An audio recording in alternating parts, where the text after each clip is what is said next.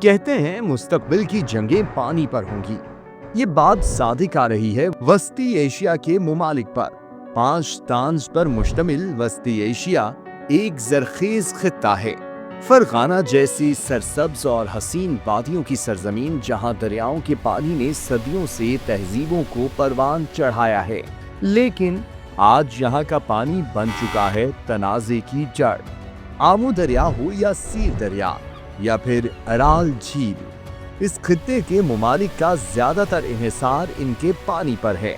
یہ دریا ان ممالک کے آبپاشی، پینے کے پانی اور ہائیڈرو پاور کی پیداوار کی بنیادی ضروریات کو پورا کرتے ہیں۔ آمو دریا اور سیر دریا کرغزستان اور تاجکستان کے پہاڑی سلسلوں میں موجود گلیشیئر سے نکلتے ہیں اور نیچے کی جانب بہتے ہوئے قازقستان، ترکمنستان اور ازبکستان کے راستے آرال جھیل تک پہنچتے ہیں۔ آرال جھیل جو کبھی دنیا کے سب سے بڑے اندرونی سمندروں میں سے ایک تھا، وہ اب ایک آنے والے بحران کی علامت بن چکا ہے۔ ایک ایسا بحران جو ممالک، سرحدوں اور نسلوں تک پھیل چکا ہے۔ یہ جھیل 1960 کی دہائی میں سکڑنا شروع ہو گیا اور اب خطرناک حد تک خشک ہو چکا ہے، کیونکہ اس کو پانی دینے والے دریاؤں کو آبپاشی کے لیے موڑ دیا گیا ہے۔ لیکن اس بڑے بحران کی جڑیں صرف خطے کی جغرافیہ میں نہیں، بلکہ سیاست، طاقت اور بقا کے لیے ایک قدیم جد و جہد میں بھی چھپی ہوئی ہیں۔ تاجکستان، ازبکستان، ترکمنستان، کرغزستان اور قازقستان میں سے کسی کے لیے یہ پانی روشنی کی علامت ہے، کسی کے لیے سبزہ اور شادابی، تو کسی کے لیے پینے کے پانی کی صورت میں زندگی کی علامت۔ خاص طور پر اوپر کے ممالک یعنی کرغزستان اور تاجکستان پانی کو ہائیڈرو پاور پلانٹس کے ذریعے بجلی پیدا کرنے کے لیے استعمال کرتے ہیں، جبکہ نیچے کے ممالک یعنی قازقستان اور ترکمنستان اور ازبکستان بنیادی طور پر اسے زرعی مقاصد کے لیے استعمال کرتے ہیں۔ یوں اوپر اور نیچے کے ممالک کے مابین پانی کے استعمال سے متعلق متضاد مفادات کی وجہ سے آبی تنازعات پیدا ہو رہے ہیں۔ یہ نظام ایک سادہ اصول پر قائم تھا۔ قازقستان، ازبکستان اور ترکمنستان کی ریاستیں توانائی سے مالا مال تھیں، جبکہ تاجکستان اور کرغزستان میں پانی کی فراوانی تھی۔ ان دو وسیلوں کے اشتراک سے اس بات کو یقینی بنایا گیا تھا کہ بہار اور گرمیوں میں فصلوں کے لیے پانی میسر رہے اور سردیوں میں سب کو بجلی ملے۔ تاہم 1991 میں سوویت یونین کے ٹوٹنے کے بعد 5 ممالک آزاد ہوئے، جس کے ساتھ ہی وسائل کی تقسیم کا نظام بھی درہم برہم ہو گیا۔ نتیجہ یہ ہے کہ کسی کو پانی تو کسی کو بجلی کی کمی کا سامنا ہے۔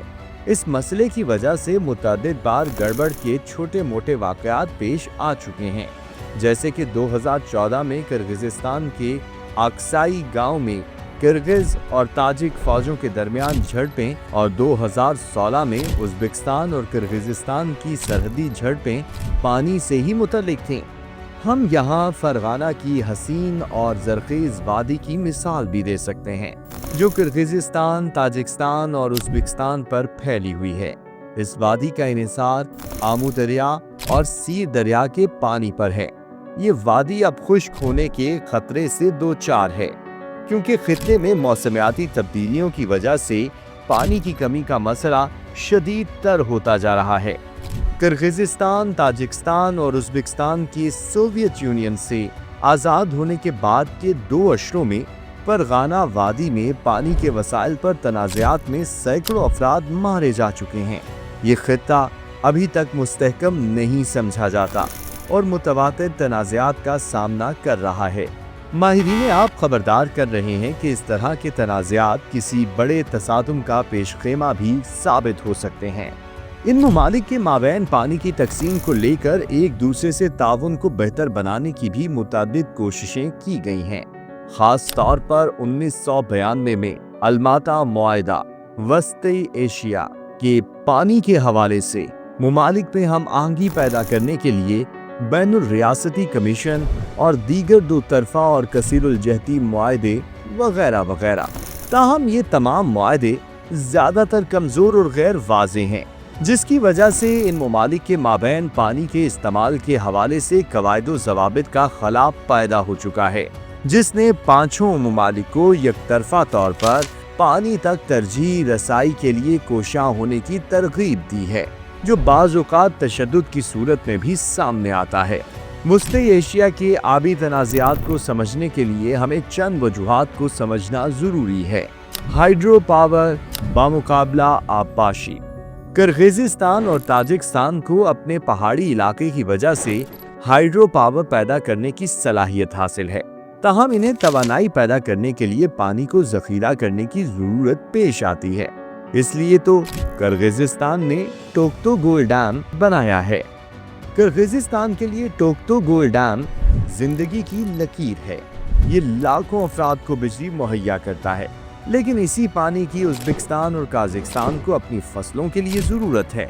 अब डैम में पानी का ज़ख़ीरा बरकरार रखने के लिए पानी का रुख मोड़ दिया जाता है, या ख़ास तौर पर सर्दियों के महीनों में जब हाइड्रो पावर की मांग ज़्यादा होती है, लेकिन ग्लेशियर्स कम पिघलने की वजह से पानी की मिक़दार कम होती है, तो तवानाई की ज़रूरत को पूरा करने के लिए पानी को ज़ख़ीरा किया जाता है, तो नीचे के ममालिक की जानिब पानी की रवानी कम हो जाती है।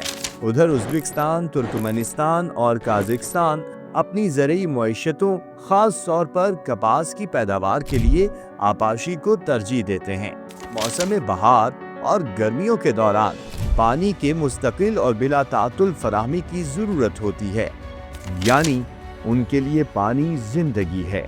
यूँ उज़्बेकिस्तान ने हमेशा ऊपर वाले ममालिक में पानी ज़ख़ीरा करने की सख्त मुखालफत की है, और ये दलील दी है कि किर्गिज़स्तान और ताजिकिस्तान के बनाए गए डैम्स कुदरती पानी की रवानी में खलल डालते हैं और नीचे वाले इलाकों में ज़रई पैदावार को ख़तरे में डालते हैं, जबकि किर्गिज़स्तान और ताजिकिस्तान का कहना है कि उनकी हाइड्रो पावर की ज़रूरियात को तरजीह देनी चाहिए, क्योंकि उनका तवानाई का ढांचा मौसमी पानी के ज़ख़ीरा और रवानी पर मुनहसर है। आमू दरिया और सीर दरिया से पानी को तवानाई और आबपाशी के लिए इस्तेमाल करने के बायस आराल झील का हजम 90% से भी ज़्यादा कम रह गया है, जिसके नतीजे में माहौलियाती तबाही भी हुई है।